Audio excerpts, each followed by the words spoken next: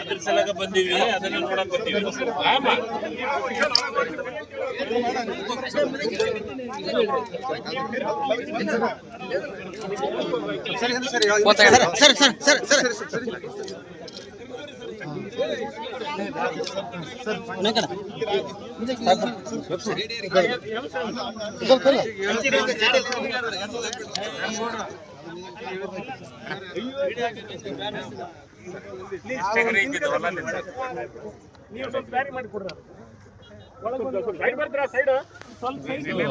ಬೆಳೆ ವಿಮೆ ಮಾಡಿಸಿ ಏನು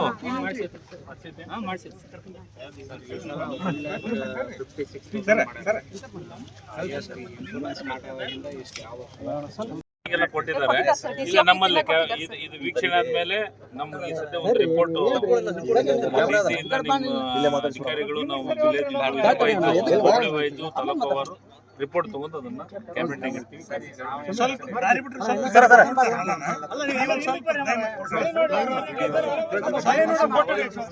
ಯಾರು ಬರಬೇಡಿ,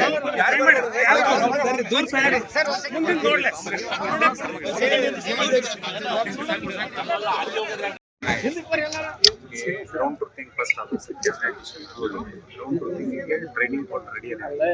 ಆಗಿನ ಯಾವ ತಾಲೂಕು ಮಾಡಿ ಅಂತ ಬಂದ ತಕ್ಷಣ ನಮಗೆ 127 ತಾಲೂಕು ನಾವು ಇದನ್ನ 177 ತಾಲೂಕು ಬಾಕಿ ಅದಕ್ಕೆ ಒಂದಿಷ್ಟು ಗೈಡ್ಲೈನ್ಸ್ ಇದಾವೆ. ಆ ಗೈಡ್ಲೈನ್ಸ್ ನೋಡಿ ಅನೌನ್ಸ್ ಮಾಡ್ತೀವಿ. ನಾನು ಹೇಳಕತ್ತಿದ್ದು ನಮ್ಮದು ಅದೆಲ್ಲ ರೆಡಿ ಆಗಿದೆ. ನಮ್ಮಲ್ಲಿ ಸರ್ ಗಂಗಾವತಿ ತೀವ್ರ ಕೊರತೆ, ಗಂಗಾವತಿ ಕಾರಟಿಗೆ ಜುಲೈ ಒಳಗೆ ಸರ್, ಜೂನ್ ಒಳಗೆ ಗಂಗಾವತಿ ತೀವ್ರ ಕೊರತೆ ಸರ್. ಒಟ್ಟಾರೆ ಅಲ್ಲಿಂದ ಇಲ್ಲಿವರೆಗೂ ತಗೊಂಡ್ರೆ ಗಂಗಾವತಿ ತೀವ್ರ ಕೊರತೆ ಉಳಿದ ಎಲ್ಲಾ ತಾಲೂಕು ಕೊರತೆ ಇದೆ ಸರ್. 20ರೊಳಗೆ 2 ಹೋಬಳಿ ಮಾತ್ರ ವಾಡಿಕೆ ಮಾಡಿರ್ತಾರೆ. 2 ಹೋಬಳಿ ಮಾತ್ರ ನಮಗೆ ಆಸ್ ಪರ್ ನಾವು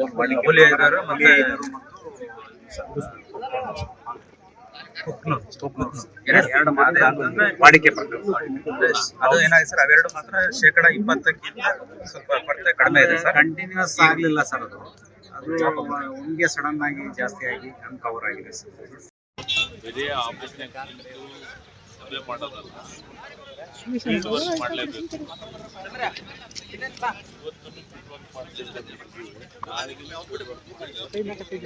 ಫೀಲ್ಡ್ ವರ್ಕ್ ಆದ್ಮೇಲೆ ನಾಳೆ ನಾನು ಸಾಯಂಕಾಲ 4 ಗಂಟೆಗೆ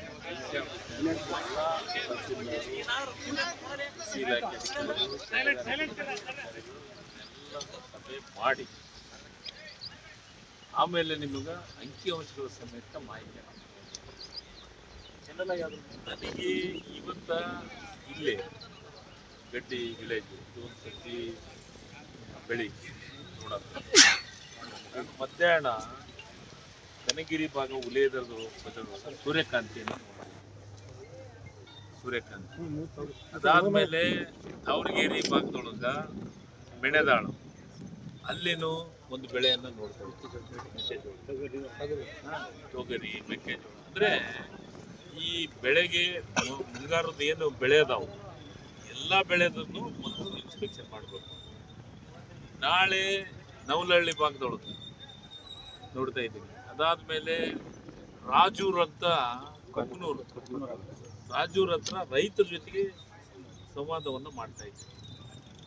ಅದಾದ್ಮೇಲೆ ಮತ್ತೆ ನಾನು ಹಿಟ್ನಾಳ ಅಂದ್ರೆ ಅದು ಅಳವಂಡಿ ಹೋಬಳಿ ವೀಕ್ಷಣೆ ಮಾಡಿದ ಮೇಲೆ ನಾವು ಅಧಿಕಾರಿಗಳ ಜೊತೆ ಚರ್ಚೆ ಮಾಡಿ ಇದಕ್ಕೆ ಪರಿಹಾರ ಏನು ಕೊಡಬೇಕು, ಇದ್ರ ಬಗ್ಗೆ ಏನೇನು ಫೀಲ್ಡ್ ವರ್ಕ್ ಮಾಡಿದ್ದಾರೆ ನಮ್ಮ ಅಧಿಕಾರಿಗಳು, ಮತ್ತು ಅದರ ಜೊತೆಗೆ ಇದು ಗೈಡ್ಲೈನ್ಸ್ ಯಾವ್ಯಾವ ಗೈಡ್ಲೈನ್ಸ್ ಅಪ್ಲೈ ಆಗುತ್ತೆ. ಯಾಕಂದರೆ ಕೇಂದ್ರ ಸರ್ಕಾರದ ಗೈಡ್ಲೈನ್ಸ್ಗಳು ಅದಾವೆ.